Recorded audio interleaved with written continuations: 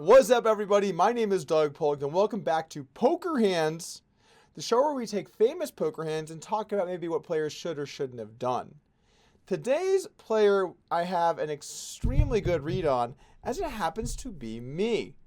That's right, I'm going to talk about probably the most famous TV poker hand I personally have ever played, the 7-4 offhand against Patrik Antonius, where I raise him on the river.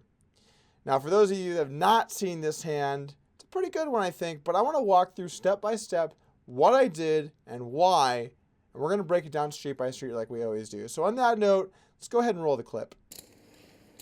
This is our feature table at the Aussie Millions high stakes cash game. A game that attracts players from all over the world year in, year out. They come here, they play the 25k tournaments, the main event for 10,000, the 100k and the super high roller, and then there is the cash game. So many ways to spend your money, really. But a wonderful series, one of the biggest in the world, right here at Crown Melbourne. So pre-flop, I limp in the small blind with 7-4, and Patrik Antonius checks with 8-6. Even though his hand isn't shown here, I'm going to go ahead and spoil what he has for the sake of strategy analysis. Now, 7-4 off in the small blind when it folds to you is certainly not a good hand, and folding is generally reasonable. However, in this game, there's an ante in the middle of $2,000. So when I call 1,000 here pre-flop, I'm calling 1,000 to win 6,000. So really my odds are far too good given the ante. In a normal cash game, it could be reasonable to fold this hand, but my strategy is going to be to limp in with this hand so that I get to capitalize on such great direct odds. Another note here, and there's a few notes like this that I'm going to talk about in the hand that will help you understand why I made this play. And you're going to have to, I guess, take my analysis for truth, because a lot of players, they might be doing different things than what they say they're going to do. But I know what my strategy is here, and I think it's important for us to think about that when analyzing the decision that I made in this hand. Now, when it folds to me in the small blind in an ante game, I realize that I'm going to have to play a lot of holdings. I'm getting a very good price, and so I'm going to have to play even some very shitty hands like 7-4 off. In order to protect these hands, the way that I was at least playing at this time was I was limping in with any hand. So if I limp here in the small blind, it just signifies I have a hand I want to play. Aces, 10s, Jack 10 suited, 4s, 7-4 off, it's going to be all of the above. So when the action goes limp check, what that means is that I have all of my hands pre-flop, and Patrik has a few things he doesn't have. He doesn't have mid to high pairs. He's not as likely to have low pairs. He's not as likely to have suited connected hands. He's not as likely to have high card hands. He's way more likely to have mid to low type hands. This is some important information to think about as we move towards the flop. Let's go ahead and take a look at what the flop is. Doug Polk with 7-4 offsuit, and Patrik Antonius, we don't know yet what he has, and the flop has 7-4-5, so he must have known Grant. It's easy when you know it's coming, Paul. Just top and bottom pair for Doug. No idea what Patrick's got.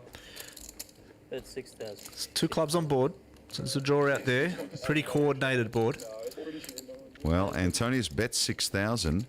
And Polk calls. So the flop is 7-5-4 with a flush draw, and I have flopped top and bottom pair with 7-4, and Patrik has flopped a straight.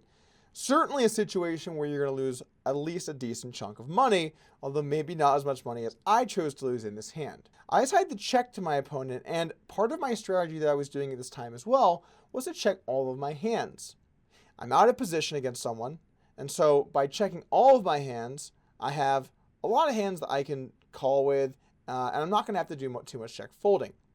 Now, I'm not advocating this is the best strategy out of the small blind. I think maybe back at this time, I was a little too rigid in the way that I played. I would limp all my hands, check all of them on the flop, and only check call on the flop. So going into the turn, I would have a lot of hands that a lot of players might not have, like jacks, or ace-7 suited, or ace-king. I could have a very wide range of hands. In fact, I would have basically any hand that doesn't want to fold either pre-flop or on the flop. So you can imagine that being the top 70% of all hands that are going to take this line, with no raising pre, no leading flop, and no check raising the flop. The reason I thought that this was good back in the day is because by doing this, I prevent my opponents from being able to overbet against me, being able to barrel aggressively against me, being able to raise pre-flop against me. And so what I kind of do is I kind of force them to have to play more conservatively against my limp. Now, the good thing about that is because I do that, it allows me to play all of these hands like 7-4 off profitably. And there's way more hands that are like 8-2 suited, 7-4 off, King 2 off, Jack 4 off. There's way more of these kinds of hands in poker than there are aces. So I'm using my really good hands to protect my really bad hands. And to be honest with you, even nowadays, I would probably have a little bit of a different strategy. People change over time. I mean, this hand is like, what, 2 years ago? 2.5 years ago? So, you know, my strategy even today is different. But I want to give you an insight into what exactly is happening in my mind as we play. Now, there's one important factor here on the flop that I'm not going to talk about in my analysis at all, but it's just a little bit more just to give you guys some juicy deets. And if you check the end of this video, you'll see where Patrik says, like, oh, man, you got unlucky, like, because of the props. My head was spinning. Well, Tom Dwan, Patrik Antonius, and Phil Ivey were playing a prop betting game where, based on whatever the flop was, somebody would win like 50 or 100K or lose a 50 or 100K to the other players.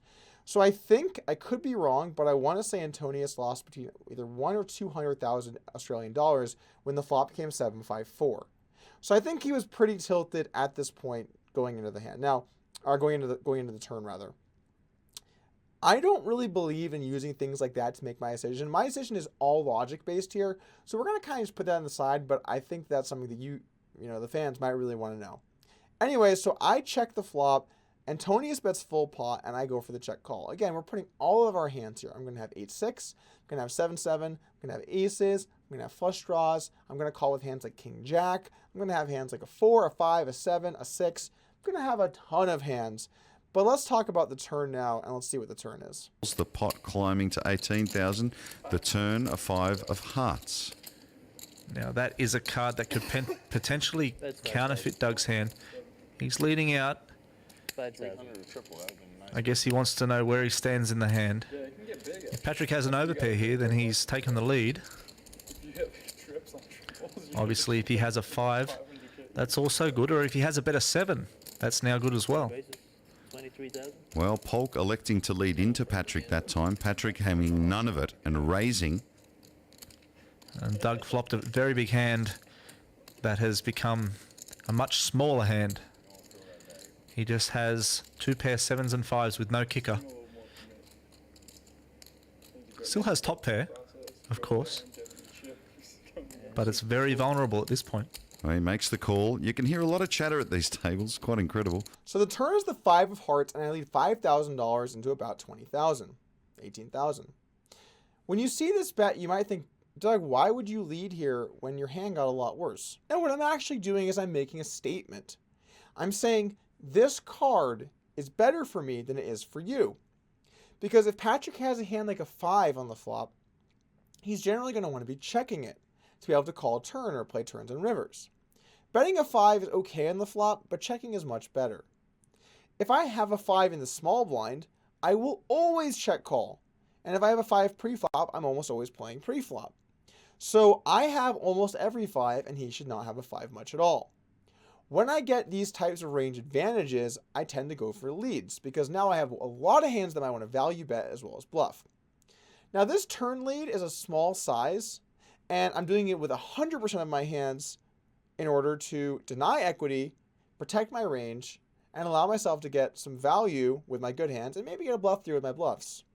Again, note how we have all of our hands here, and I know for a lot of people this is probably some strange stuff, like you have all your hands from pre-flop, you have all your hands from the flop, you have all your hands on the turn, like you're basically just saying you have like 60% of all hands here on the turn, and that's certainly true, I do. I have any hand I'd want to play pre-flop and would want to check call the flop. They're all taking this line. But keep in mind, I have a lot of 7s, 5s, 4s. Now my opponent decides to raise, and I think this is where the hand really starts to get the most interesting. 7-4 is the best bluff hand here, if we think about all of the hands that we could bluff with. Now, why is 7-4 the best bluff hand? Well, the reason is because I block 7-7, 7-5, 5-4, and 4-4. That's all of the full houses are way discounted. So when I have 7-4, my opponent is way more likely to have either just a 5 or a straight. And I think it's very likely at this point that Patrik has a good hand. I don't think that it's super likely that he's bluffing, particularly on this card that's so good for me.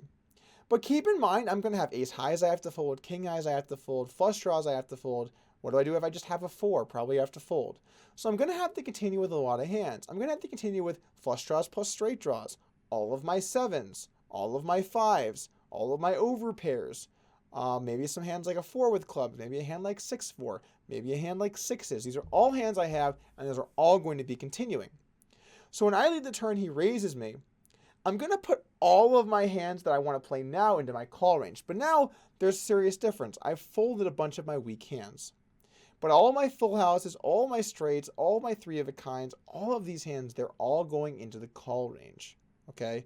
So keep in mind, if I have a boat, if I have 7-7, if I have 7-5, if I have 5-4, if I have 4-4, those hands are all going into my call range here on the turn. And now, when I have a hand like 7-4, not only am I calling because I have a 7, and a 7 is one of my better hands I can have here, I know that on the river, this is likely going to be a hand that I'm going to want to bluff with. So let's go ahead and take a look at the river once I call the turn raise. We're talking about prop betting and stuff. The river is a queen of spades. I expect Patrik continue with the aggression here. Reach for a lot of chips.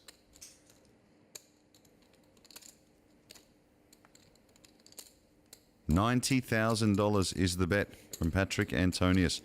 Quite a big bet there, Grant. That's a big bet. It's almost 1.5 times the size of the pot. Often big bets like this, stone cold nuts or very, very strong hands, making it look like it's bluffy and just trying to buy the pot. And Polk doesn't have much. He's just got middle pair there with a pair of 7s. It's a paired board. There's an overcard to his 7 as well, and he's got no kicker at all. So he's playing 7s and 5s with a queen kicker. He can beat a bluff, and he can beat a 4.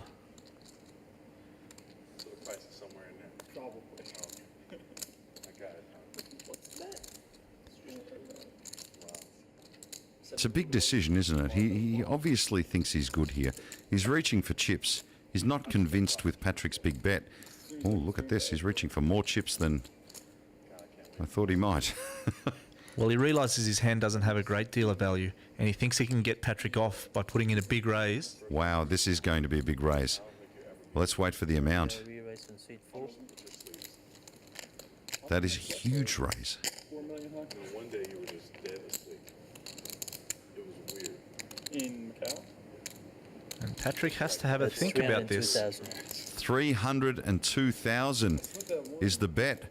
The pot now at almost $500,000, and Patrik turning almost like an action hero and looking at him with a stare. He can't believe that raise came. He's probably wishing he'd just bet about half pot. The fact that he's bet so big means he's faced with a huge raise. All of a sudden, all the chatter at the table has backed off. They've realised that these guys are in a $500,000 pot.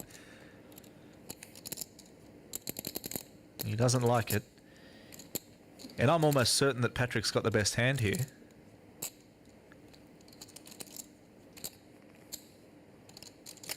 I call. Wow, he does call. Let's see if you're right, Grant. He turns over his hand, and it is 8-6. So, wow, look at that. He's flopped a straight. The river comes the queen of spades and the flush draw bricks. I check here over to my opponent, and he decides to bet 90,000 into a pot of around 73. At this point, I very much know my hand is unlikely to be good. He could be bluffing with a hand like a 6, but I don't think that's going to be too often. I do think, however, my opponent has a straight. Let's think about the combinations here. If he has a hand like 6-3, he's going to check pre-flop, and there are 16 combinations of that hand. If he has a hand like 8-6, again, he's going to check pre-flop, and there are 16 combinations of those hands. Because I have 7-4, he only can have 7s or 4s, one combo each, and both of those hands are likely to raise pre, especially 7s. So for him to have a boat, he has to have a hand like 7-5 or 5-4. Being that there are 2 7s dead and 2 5s dead, there's only 4 combos of those hands, of 7-5, and only 4 combos of 5-4. So, he is way more likely to have a straight here than he is a boat, by about 80 or 85%. He could also theoretically have a hand like a good 5 that decided to bet the flop and then raise the turn. So basically, my opponent will have a full house here about 5 to 10% of the time. That means that if I have a full house here, and really any full house here, I need to be check raising. And let's go through and think about those hands it could be. How would I play queens? I'd play queens exactly the same. Sevens, the same. Fives, the same. Fours, the same. Queen 5, the same. 7-5, the same. 5-4, the same. So I have a ton of different full houses that I can have here. I can have any of these hands would all play it like this. So now I need to pick the hands that make the most sense to bluff with. If you think about 7-4 and you compare it to any other hand, he's unlikely to have a hand like Queen 5. He's unlikely to have a hand like Queen Queen. Queen Queen's always raising pre-flop. Queen 5 is probably checking the flop. So the most likely full houses he can have are both 7-5, 5-4, and 4-4. So I need to pick a bluff that's not a strong enough hand to call that can get rid of the most chance that my opponent will have those full houses and make him most likely to have a straight. I know I'm going to have a lot of good hands here because I know my strategy. I know I have all these strong hands. And so on this turn when I got raised, I kind of knew what my fate was going to be on this river. And was I happy with the fact that Antonius is staring me down from seriously 6 inches away from me while I'm trying to run a 300k bluff on him on the river? No, that's a very uncomfortable situation. And I just tried to stay focused on the board. And I knew in my head, I knew in my heart, that if I was playing online, I would do this and I wouldn't give, with the new YouTube policies, I guess I'm not going to curse, but I wouldn't care that I'm bluffing. And it's absurd to be afraid or scared to do the right play because you're afraid of someone or because it's live poker or because it's a lot of money. I'm here to play, guys. And if I'm in a hand, I'm playing it how I think it needs to be played. I know I have these full houses in my range. I know I do. So why would I back out from using this perfect bluff hand? I know I have 9 combinations of 7-4 in this hand, so it's a lot of bluffs. But I have a lot of boats here, and I'm almost positive he has a straight. Sometimes I'm going to run into a boat, and when that happens, I just lose 300k immediately. But if he has a straight, and as you can see the pain in his eyes here at 345 in the video, as well as a couple other places, he is in a lot of pain with a straight because he knows I can have a lot of full houses. Also, they edited this clip down a lot. I know it was a long hand, but it was actually even longer. He tanked a long time and then started going F my life, like a bunch, and like looking at me and staring me down. There was a bunch of stare downs and it was pretty uncomfortable, but I just I was grinding. And I guess I took comfort in knowing, as I got stared down a little bit by Ivey on the side as well, I took comfort in knowing that my play is good. My play has mathematical merit. It's part of a balanced strategy. And even if my strategy here wasn't the best possible strategy that I could be using, when you have a strategy that is balanced between these good and bad hands, it's much more important to execute a strategy that's good than to try and be a perfectionist and be worried all the time whether you're making the right play or not. So in retrospect, I would make the same exact play. I would maybe be a little more careful nowadays because I play a little bit different. But this play is absolutely good, and as a good rule, when the board is paired and you have a 2-pair that counterfeits both pairs, if you're ever going to bluff, that's the time to pull the trigger because they are the least likely to have a hand that you're going to just run into and get coolered. Anyway, I'm really glad I got to talk about this hand. A lot of people were asking about it. I hope you enjoyed the analysis. Go ahead and leave your comments below. I always take a look through them and I'll try and answer some of them if there's any comments you guys have about the strategy and the hand. So once again, thank you for stopping by here for Poker Hands, and I hope you enjoyed the analysis. If you enjoyed this video of me getting pwned, subscribe to the channel to get more upper level analysis on how to play poker as well as what pros were thinking with the moves they made.